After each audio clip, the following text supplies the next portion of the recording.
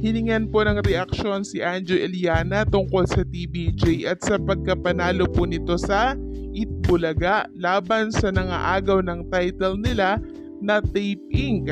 At ang sabi po ni Anjo Eliana, masaya siya na sa tamang tao po napunta ang Itbulaga dahil sila ang bagay magdala nun.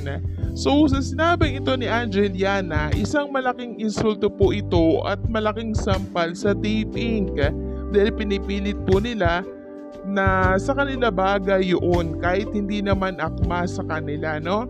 At nang tanungin nga po si Anjo Eliana tungkol sa sahod niya sa Tape Inc. na hindi na po nabayaran, tumanggi na lang po na pag-usapan ito ni Anjo Eliana dahil hinayaan na lang daw niya ito. Pagsisiwalat pa niya, halos magmakaawa at lumuhod po siya sa management ng Tape Inc. para lang sa sahod na yon dahil kailangan niya po ito. Ngunit hindi naman yun binigay. So marami po ang naawa kay Anjo Eliana at marami naman din po ang mas lalong nagalit at sumama po ang loob sa Tape Inc. Anila, bakit kailangan pang magmakaawa at makiusap ang isang empleyado para sa sahod na dapat ay kusang loob na binibigay? Dahil pinaghirapan niya yon na siyang may punto nga naman, no?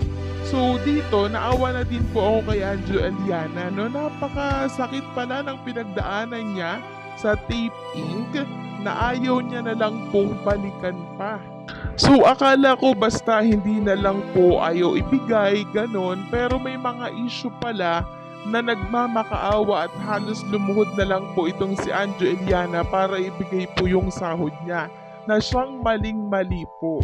Kasi pinaghirapan niya yon, bakit kailangan niyang makiusap? 'Di ba?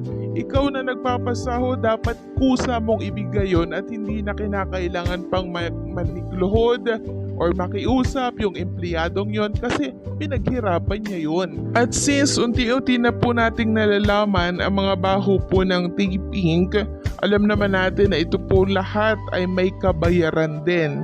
And pansin naman natin na unti-unti na po silang lumulugmok. So marahil, pinabalik lang din po kung ano po yung ginawa nila sa kanilang kapwa. So hanggang dito na lang po at maraming salamat sa pag-support